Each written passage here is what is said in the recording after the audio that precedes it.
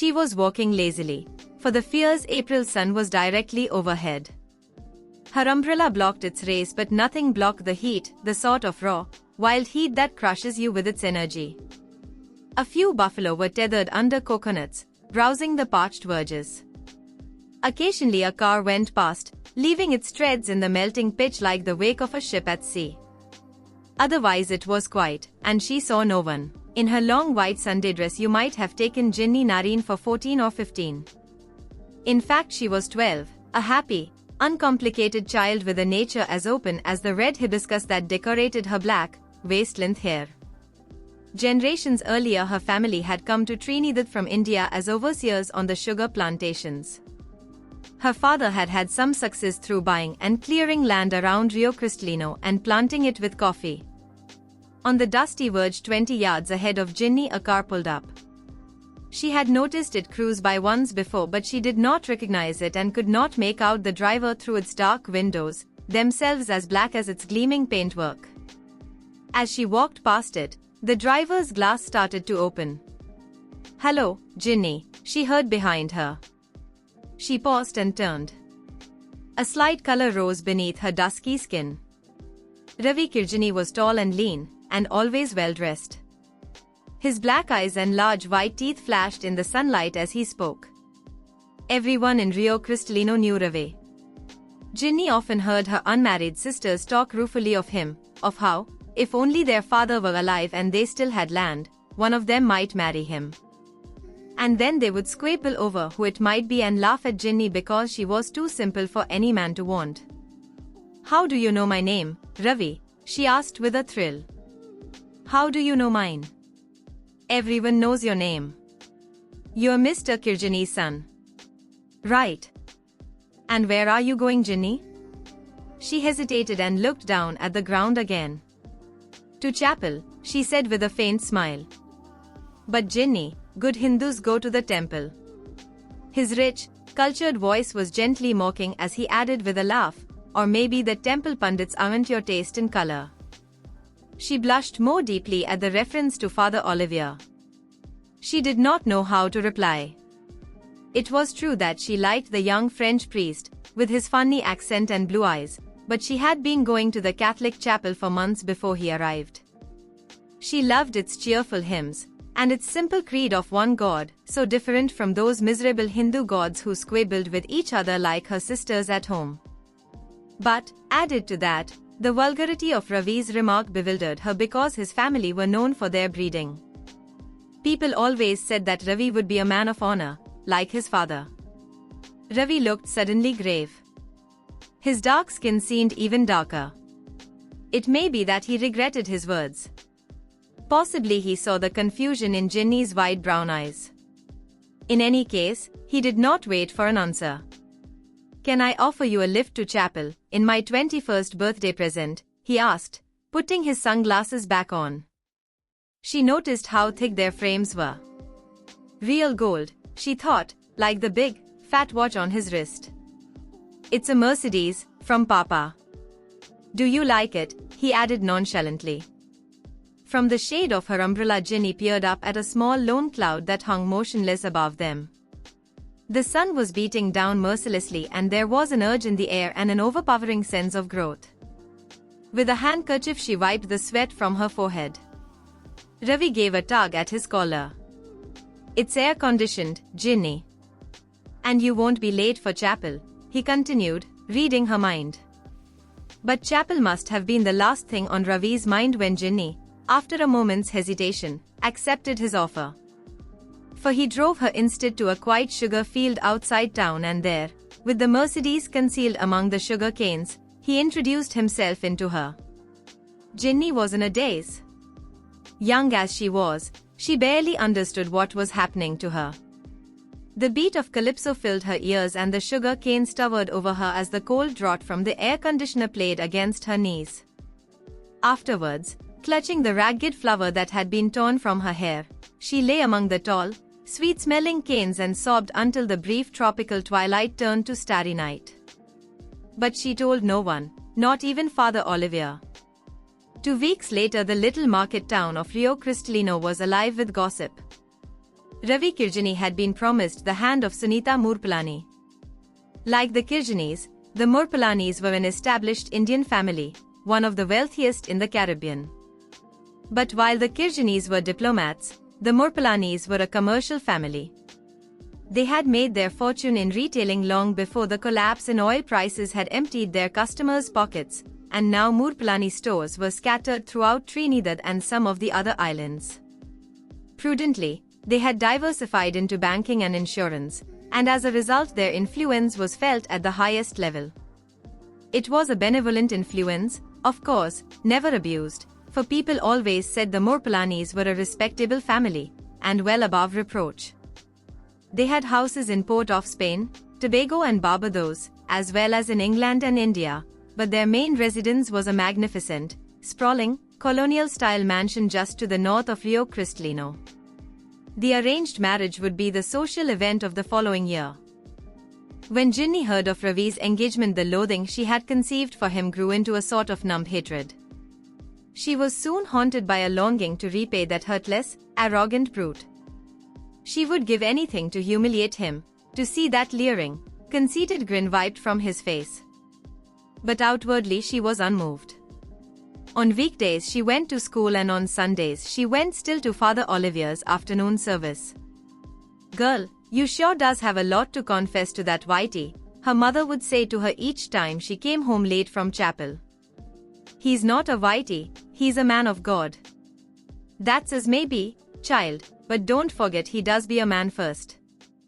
The months passed and she did not see Ravi again. And then it rained. All through August the rain hardly stopped. It rattled persistently on the galvanized roofs until you thought you would go mad with the noise. And if it stopped, the air was as sticky as treacle and you prayed for it to rain again. Then one day in October, towards the end of the wet season, when Ginny's family were celebrating her only brother's 18th birthday, something happened that she had been dreading for weeks. She was lying in the hammock on the balcony, playing with her 6-year-old nephew Pinny. Suddenly, Pinny cried out, "Ginny, why are you so fat?" Throughout the little frame house all celebration stopped. On the balcony curious eyes were turned upon Ginny. And you could see what the boy meant. "Gods have mercy on you, Virginia. Watch the shape of your belly," cried Mrs. Nareen, exploding with indignation and pulling her daughter indoors, away from the prying neighbor's ears. Her voice was loud and hard and there was a blackness in her eyes like the blackness of the skies before thunder. How could she have been so blind? She cursed herself for it and harsh questions burst from her lips. "How does you bring such shame upon us, girl? What worthless layabouts does you throw yourself upon? What man ll have you now? No decent man, that does be sure. And why does you blacken your father's name like this, at your age? The man as didn't even live to see you born. Thank the gods he didn't have to know of this. You sure got some explaining to your precious man of God, child." At last her words were exhausted and she sat down heavily, her weak heart pounding dangerously and her chest heaving from the exertion of her outburst. Then Ginny told her mother of the afternoon that Ravi Kirjani had raped her. There was a long silence after that and all you could hear was Mrs. Nareen wheezing. When at last she spoke, her words were heavy and disjointed. "If anybody have to get damnation that Kirjani boy ll get it," she said. Ginny's sisters were awestruck. "Shall we take her over to the health center, Ma?" asked Indra. "The midwife comes today." "Is you crazy, girl? You all does know how that woman does run she mouth like a duck's bottom. You all leave this to me." That night Mrs. Nareen took her young daughter to see Dr. Khan, an old friend of her husband whose discretion she could count on. There was no doubt about it. The child was pregnant. "And what can us do, Dr. Khan?" asked Mrs. Nareen. "Marry her off, quick as you can," the lean old doctor replied bluntly. Mrs. Nareen scoffed. "Who would take her now, doctor? I does beg you. There's nothing you can do for us." A welcome breeze came through the slats of the surgery windows. Outside you could hear the shrill, persistent sound of cicadas, while mosquitoes crowded at the screens, attracted by the bare bulb over the simple desk. Dr. Khan sighed and peered over the frames of his glasses. Then he lowered his voice and spoke wearily, like a man who has said the same thing many times. I might arrange something for the baby once it's born. But it must be born, my dear. Your daughter is slimly built. She's young, a child herself. To you she looks barely 3 months pregnant. Don't fool yourself, if the dates she's given us are correct, in 3 months she'll be full term. Anything now would be too messy. And if it's born? Asked Mrs. Nareen falteringly. If it's born, what does happen then? No, Ma, I want it anyway, I want to keep it, said Ginny quietly. Don't be a fool, child. It's my baby. Ma. I want to have it. I want to keep it. And who's to look after you, and pay for the baby? Even if that Kirjani does agrees to pay, who does you hope to marry? I'll marry, don't worry. You'll marry. You does be a fool. Who will you marry? Kirjani, Ma. I's going to marry Ravi Kirjani. Dr. Khan gave a chuckle. So, your daughter is not such a fool as you think, he said. I told you to marry her off. And the Kirjani boy's worth a try. What does she have to lose? She's too clever. So Ravi Kirjani was confronted with the pregnant Ginny and reminded of that Sunday afternoon in the dry season when the canes were ready for harvesting. To the surprise of the Nareens, he did not argue at all. He offered at once to marry Ginny. It may be that for him it was a welcome opportunity to escape a connubial arrangement for which he had little appetite. Though Sunita Moorpalani indisputably had background, nobody ever pretended that she had looks. Or possibly he foresaw awkward police questions that might have been difficult to answer once the fruit of his desire saw the light of day. Mrs. Nareen was staggered. Even Ginny was surprised at how little resistance he put up. Perhaps, she thought with a worried smile, he's not really so bad. Whatever his reasons, you had to admit Ravi acted honorably. And so did the jilted Moorpalani family. If privately they felt their humiliation keenly, publicly they bore it with composure, and people were amazed that they remained on speaking terms with the man who had insulted one of their women and broken her heart. Sunitha's 5 brothers even invited Ravi to spend a day with them at their seaside villa in Mairo. And as Ravi had been a friend of the family all his life, he saw no reason to refuse. The Moorpalani brothers chose a Tuesday for the outing. There was little point, they said, in going at the weekend when the working people littered the beach and one of their Land Rovers for the 20-mile drive from Rio Cristalino. They were in high spirits and joked with Ravi while their servants stored cold chicken and salad beneath the rear bench seats and packed the ice boxes with beer and Punchian rum. Then they scanned the sky for clouds and congratulated themselves on choosing such a fine day. Suraj, the eldest brother, looked at his watch and his feet shifted uneasily as he said, "It's time to hit the road." His brothers gave a laugh and clambered on board. It was an odd, sardonic laugh. The hardtop Land Rover cruised through Rio Cristalino to the crossroads at the town center. Already the market traders were pitching their roadside stalls and erecting great canvas umbrellas to shield them from sun or rain. The promise of commerce was in the air and the traders looked about expectantly as they loaded their stalls with fresh mangoes or put the finishing touches to displays of giant melons whose fleshy pink innards glistened succulently under cellophane. The Land Rover turned east towards Mairo and moments later was passing the cemetery on the edge of town. The road to the coast was busy with traffic in both directions still carrying produce to market, and the frequent bends and potholes made the journey slow. At last, on an uphill straight about 6 miles from Mairo, the Land Rover was able to pick up speed. Its ribbed tires beat on the reflector studs like a drumroll and the early morning sun flashed through the coconut palms. Suddenly a terrible thing happened. The rear door of the Land Rover swung open and Ravi Kirjani tumbled out, falling helplessly beneath the wheels of a heavily laden truck. At the inquest, the coroner acknowledged that the nature and extent of Ravi's injuries made it impossible to determine whether he was killed instantly by the fall or subsequently by the truck. But it was clear, at least, he felt, that Ravi had been alive when he fell from the Land Rover. The verdict was death due to misadventure.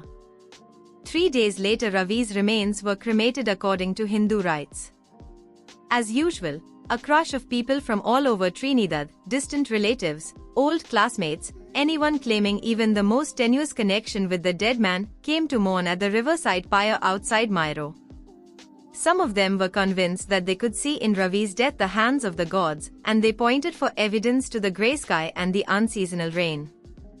But the flames defied the rain and the stench of burning flesh filled the air.